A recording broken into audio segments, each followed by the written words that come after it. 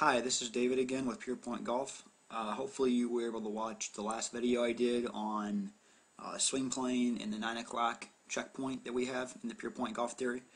So now I'll get into the second checkpoint that we have in the backswing, which is left arm long. I'll show this to you first, and then we can get into why we teach this way.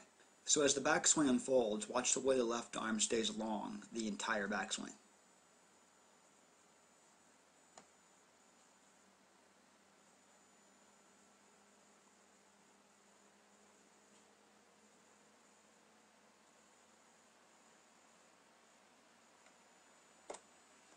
So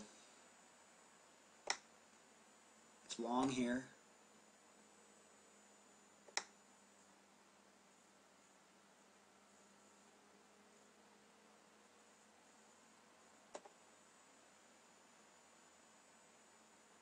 Long here.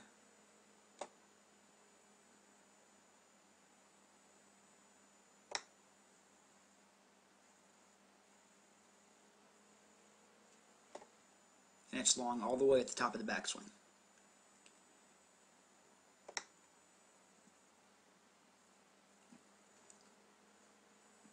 This is a different view of it.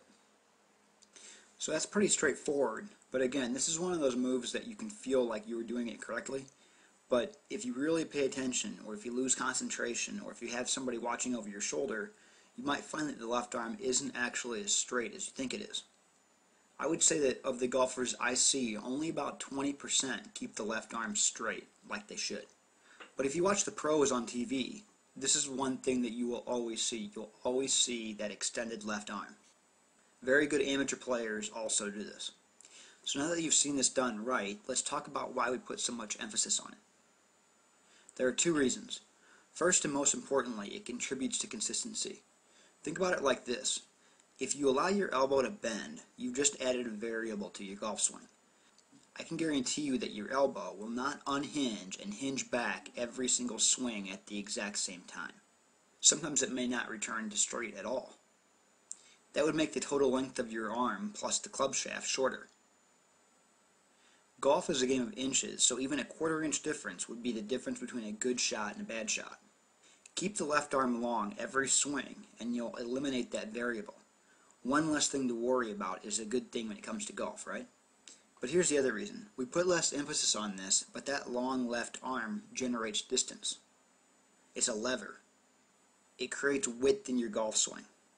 Look at the club head like the end of a whip, in a sense. The longer the whip is, the faster it can travel. The longer the total radius from your left shoulder to the club head, the more power is generated. If you want to look at it another way, it's the same reason why a taller player seems to be able to generate more power with less effort. There's a huge difference between the ball contact when you keep the left arm long than when you let it bend. Just try it out and see. It's leverage. So in our teaching we talk about left arm long. It's the third checkpoint in our golf swing. So now you have two things to remember. 9 o'clock and left arm long. See how this is starting to work? I don't mean to lead you on here. There's more that we teach than just that. But I want you to understand the underlying theory behind why we built it this way and why it works for so many people. Okay, on to the downswing. I'm going to show you a move that will absolutely amaze you when you take it to the range. This is another move that most golfers don't get right until they practice it. And I'll prove that in the coming videos where I show you the other players. It's checkpoint number 5 in the PurePoint golf swing.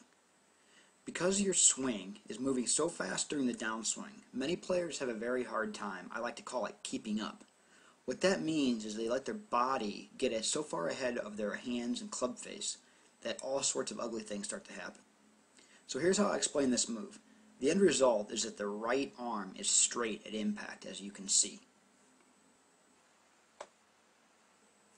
So we talked about the left arm being straight throughout the backswing.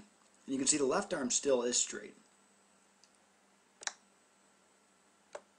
But now the right arm is also straight, and that's what I really want to pay attention to in this particular checkpoint. The right arm is perfectly straight. Now in the future videos I'll show you that some golfers tend to have this still bent at impact. The reason why is because most golfers don't understand how much work it takes to get the club face back to square at impact.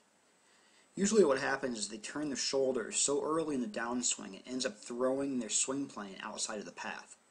This leads to an outside to in swing path. But what you have to remember is to focus on getting used to forcing your right arm to straighten earlier in the downswing. This is what the pros call finding the slot or letting it drop. Basically, you want to let your hands come down before you move your shoulders too much. So again, most golfers move their shoulder first before their arms, and what we try to do is get you to release that right arm. The culmination of that right arm releasing earlier in the downswing leads to this nice straight extended right arm at impact that you can see here.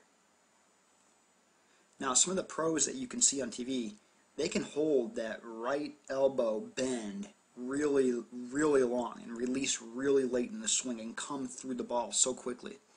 And that does increase club head speed.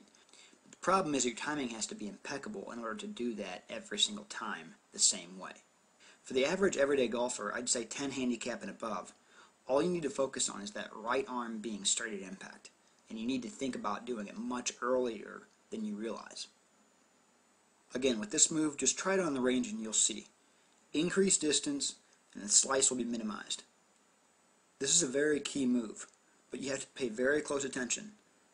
I'd recommend swinging really slow at a few balls and just try straightening out the right arm earlier in the downswing, making sure it's fully extended at impact. The improvement you'll see will be night and day. I'll be back in the coming days with some examples of other players and how easy it is to spot problems in the swing once you have something to measure yourself against. If you have comments on this, I'd love to see them. Thanks, and I'll be back soon.